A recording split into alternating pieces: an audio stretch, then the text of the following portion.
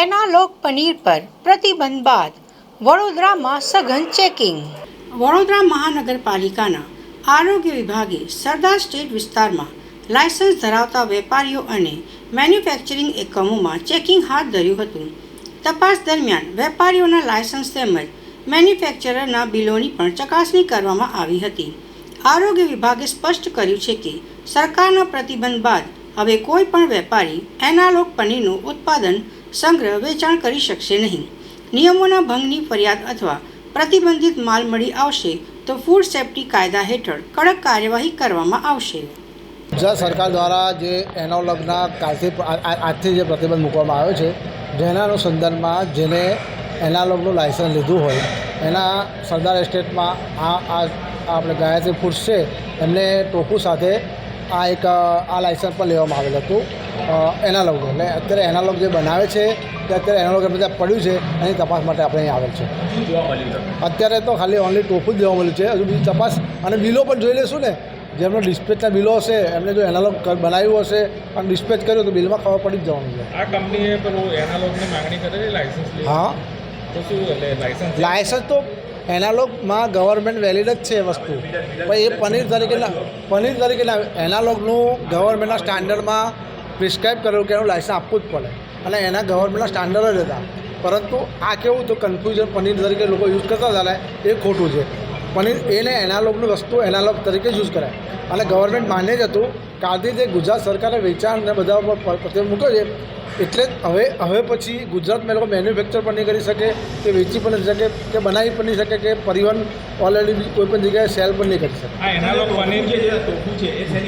Tofu એક soybean, આપણે soybean નહીં આવતું એમાંથી જે દૂધ નીકળે ને એની બનાવે છે. આ વેગન ફૂડ છે અને ગવર્મેન્ટ માન્ય છે.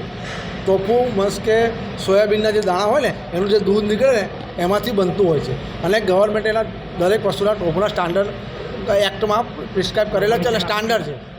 એનાલોગ પનીર કેવી રીતે ઓળખવું? એનાલોગ પનીરમાં મિલ્ક પાવડર અને પામ ઓઇલનું મિક્સિંગ કરેલું હોય. તમને લાગે પનીર જેવું, પણ એ પનીરની ઓપ્શનમાં એના પણ સ્ટાન્ડર્ડ હતા જ. પણ એના કોઈ પણ વસ્તુ વેચે ને તો એનાલોગ તરીકે એ પનીર તરીકે વેચી ના શકે. પણ અહીંયા આગળ જે છેતરપિંડીનું જે ચાલતું હતું એના અનુસંધાને જ ગુજરાત સરકારે આ બેન કરેલ છે. નાગરિક કેવી રીતે ઓળખે? નાગરિકને ઓળખવા માટે જે ભાવ હોય, હવે દાખલા તરીકે હું પનીર 470 રૂપિયા કિલો વેચાતું હોય, આ 200-250 રૂપિયા આવતું હોય તો આપણને ખબર પડી જાય કે પનીર ના હોય જ ના શકે. કારણ કે ઓરિજિનલ પનીર 460-450થી ઉપર જ વેચાય. જે એનું કેલ્ક્યુલેશન છે કે દૂધ આટલું આવે એના પ્રમાણે આપણે જે કરીએ ને તો પનીર 440-400થી નીચે કોઈને પોસાય જ નહીં. એમાં એવું હોય છે, એમાં પનીરમાં સ્ટાન્ડર્ડ મીડિયમ ફેટ હોય છે, લો ફેટ હોય છે અને મલાઈ પનીર 3 ટાઈપના ગવર્મેન્ટે વેલિડ કરેલા પનીર છે. આ મીડિયમ ફેટ હોય ને એના 25% આસપાસ એના ફેટ હોવા જોઈએ. લો ફેટમાં 20% નીચેના 20% બધા નીચેના ફેટ હોવા જોઈએ. દરેકે ગવર્મેન્ટના પ્રિસ્ક્રાઇબ સ્ટાન્ડર્ડ કરેલા છે. એના આધારે જ આમાં એવું છે કે ભલે મીડિયમ ફેટ ને લો ફેટ છે ને એ પેકિંગ છે લૂઝમાં નહીં વેચી શકે. આ વેચાણ થતું હતું એને રોકવા માટેના ગવર્મેન્ટે જે કર્યું છે એના આધારે કાર્યવાહી કરી. અહીંયા આપણે સોયાબીનના દૂધમાંથી પનીર બને જેને ટોફુ કહેવામાં આવે છે. ટોફુ એ હેલ્થ રીચ પ્રોડક્ટ છે. જે લોકો ડેરી પ્રોડક્ટ યુઝ નથી કરતા તેમના માટે આ બેસ્ટ પ્રોડક્ટ છે અને સારામાં સારો ડેરી ઓલ્ટરનેટ છે, પણ આ પ્યોર વેગન ફૂડ છે. જે લોકો અત્યારે એનાલોગ પર સરકારે પ્રતિબંધ મૂક્યો, આપનું શું કહેવું છે? અમે એને ખૂબ આવકારીએ છીએ.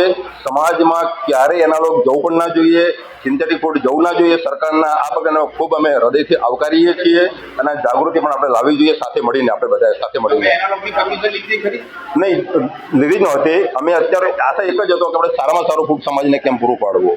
અચ્છા, આ જે ઘટના ગુજરાત સરકારે જે પગલાં ભર્યા છે તો શું કહેશો? એ સ્તુત્ય પગલું છે, અમે એને આવકારીએ છીએ.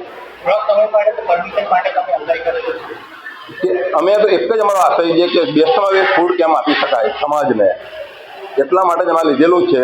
અને અત્યારે હાલમાં આપણે ટોટલ કામ ચાલે છે ટોફુ ઉપર, જેને સોયાબીનના દૂધમાંથી બનાવેલું પનીર કહેવામાં આવે છે.